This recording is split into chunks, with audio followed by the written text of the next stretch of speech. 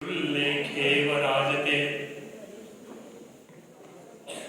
मंच पर विराजमान मुख्य अतिथि के रूप में, मुख्य वक्ता के रूप में आचार्य मार्कंडेय नाथ तिवारी जी, विशिष्ट वक्ता के रूप में संस्कृत विभाग की पूर्व अध्यक्षा छाया रानी जी, कला संकाय की अधिष्ठाता तथा संस्कृत विभाग की वर्तमान में अध्यक्षा कीर्ति जी, इस कार्यक्रम की संयोजिका डॉक्टर लक्ष्मी मिश्रा जी और संचालिका रंजन लता जी, हमारे सामने बैठे हुए विद्वज्जन, बृहत्तर संस्कृत का जो बृहत्तर परिवार है उससे यहाँ आए हुए अतिथिगण, जो संस्कृतानुरागी हैं, हमारे छात्र, विश्वविद्यालय के छात्र। और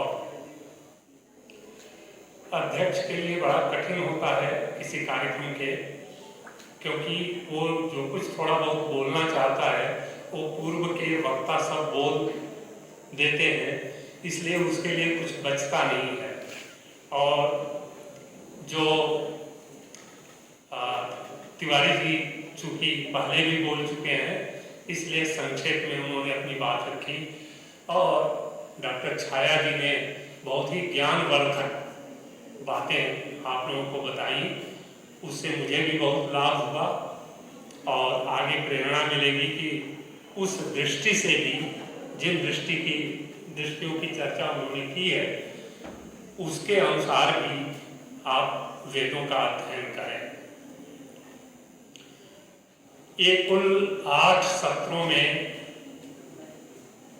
पर्यवसित हुआ है और हर एक सत्र में बड़े विशिष्ट विद्वान अपने अपने वक्तव्य से उन्होंने आपको लाभान्वित कराया।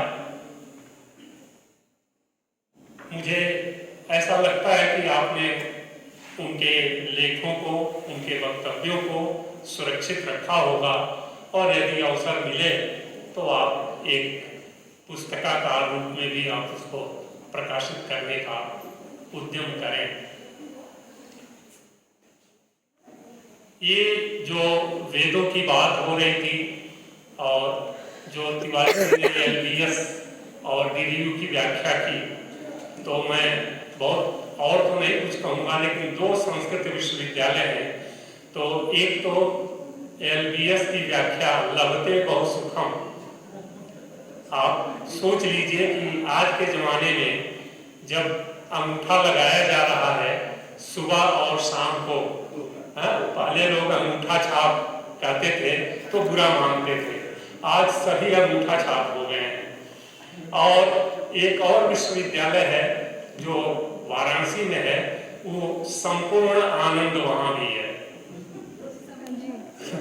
वहां भी संपूर्ण आनंद है, LBS में भी संपूर्ण आनंद है। कभी वाचस्पति जी वहां के कुलपति लंबे समय तक रहे तो आत्मिक क्षणों में वो बताते थे कि यहाँ के गुरुजन कैसा आनंद उठाते हैं। तो ये अच्छी बात है। ये लगते बहुत है लेकिन आपके सामने कहा है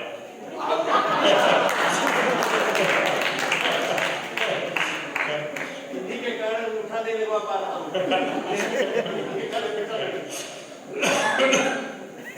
मित्रों, निश्चित ही यह संगोष्ठी अपने उद्देश्य में सफल रही होगी।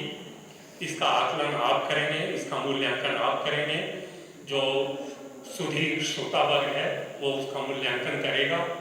लेकिन अपने आप में विषय बहुत ही रोचक और बहुत ही विचारोत्तेजक भी रहा है।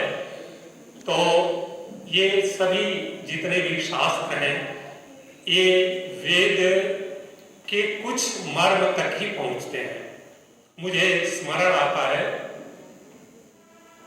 ऋग्वेद के एक भाष्यकार हैं वेंकट माधव, उन्होंने अपने व्याख्यान के प्रारंभ में ही कहा है कि साकल्यः पाणिनिर्यास्कः इति विगर्थ परास्त्रयः यथा शक्त्यानुधावन्ति न सर्वं कथयन्त्यमि।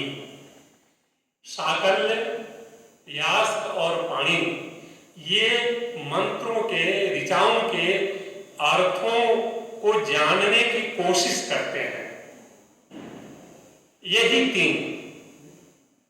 लेकिन ये भी, इनकी भी एक शक्ति है, इनकी सामर्थ्य है, उसके अनुसार ही ये दौड़ लगाते हैं। लेकिन वेद के मंत्रों का या उनके अर्थों का पूरी तरह मूल्यांकन नहीं कर पाते, उनको हमारे सामने नहीं रख पाते। शाकल्य ने सबसे पहला मंत्रों का व्याख्यान किया था और वो व्याख्यान बहुत ही संक्षेप में है, लेकिन हमारे लिए महत्वपूर्ण है। वह है पदपाठ, पद प्रकृति संहिता। तो संहिता को जो एक में मिला हुआ था उसको अलग अलग करके उन्होंने समझाया, उन्होंने बताया।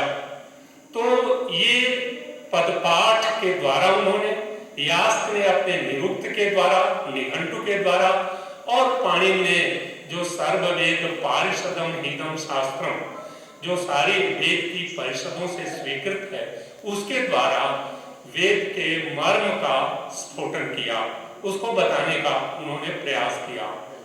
लेकिन कई तरह की व्याख्याएं हैं हमारे सामने।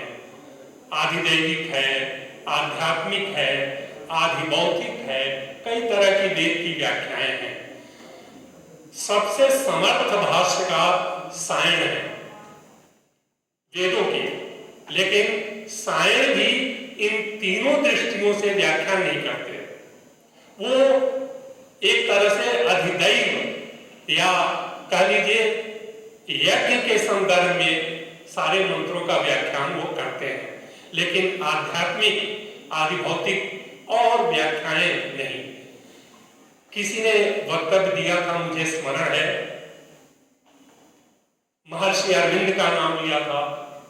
उन्होंने आध्यात्मिक योग के अनुसार, अध्यात्म के अनुसार, योग के अनुसार उन्होंने व्याख्यान किया। और स्वामी दयानंद ने सभी जो है, ये रूढ़ शब्द नहीं है वेद में आए हुए, उनका यौगिक अर्थ किया और उन्होंने वेदों के लिए एक तरह से पुनर्जागरण किया कि वेदों की ओर लौट चले।